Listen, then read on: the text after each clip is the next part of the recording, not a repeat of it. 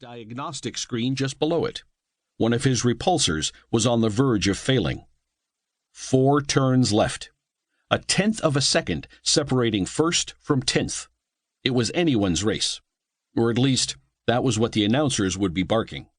They didn't know what Lex knew. It was all over but the gloating. He wrenched the controls hard, and his much-abused sled lurched up onto 2 of its repulsors. The damaged one sparked and physically dropped away, pushed past its limit. Lex feathered the controls to keep himself from coming down too early.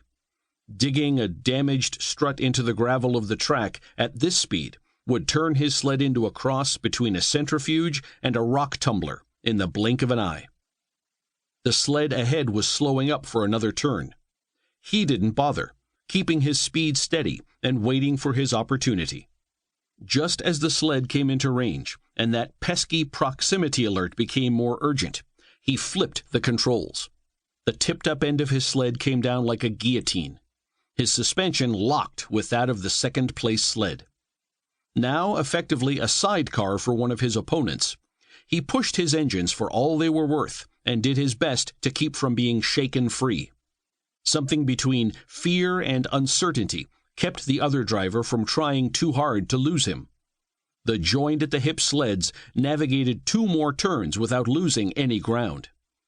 They accelerated down the straightaway, perilously close to the first-place sled.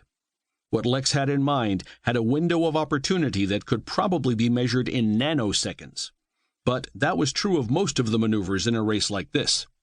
The tricky part would be making sure his conjoined partner of the moment didn't mess things up. The almost imperceptible shift in hue of the thrusters on the first-place sled signaled that the driver had downshifted. A puff of additional gravel marked the firing of his retro thrusters. He was slowing for the final turn. Now was the moment. Lex heaved the controls to one side, then the other. The other racer tried to compensate. Having to react meant he was correcting Lex's hard right with a hard left, but Lex was already turning left again.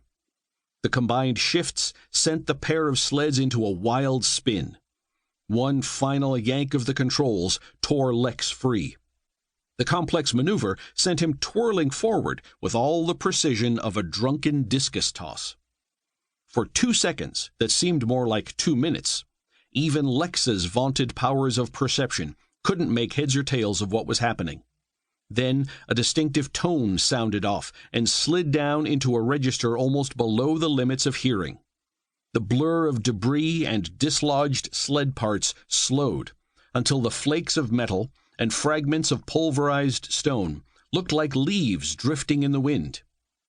A bright light flashed lazily on and off. The TimeFlex safety system had engaged. This came with the minor effect of shutting off all control systems, and the major effect of slowing the passage of time within his cockpit to a crawl. Now he couldn't correct his flight even if he wanted to. But a quick glance at his trajectory told him there was no need. A slow revolution brought him around to face the first-place sled. The driver within had his eyes locked on the finish line. With molasses slowness, he began to flick his eyes toward the spinning sled piloted by Lex. Lex grinned and gave a thumbs up as his out-of-control trajectory took him past.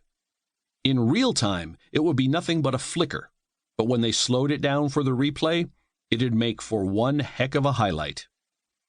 Lex glanced down to his navigation screen. It was updating so slowly he could see the individual pixels shifting colors. The glowing second gradually gave way to a smoldering first. Ahead, the flickering wall of the finish line awaited him. He bounced once off the ground, which added a second axis to his spin and gave his journey the rock tumbler quality he'd been hoping to avoid. It cost him a lot of speed as well, but not quite enough to give his opponent the lead before he crossed the finish line and cemented his victory. A crash and tumble that lasted all of 15 seconds outside of the influence of the safety system took several dizzying minutes within it. That didn't matter. The system did its job, and when the wadded-up pile of roll cages and impact dampeners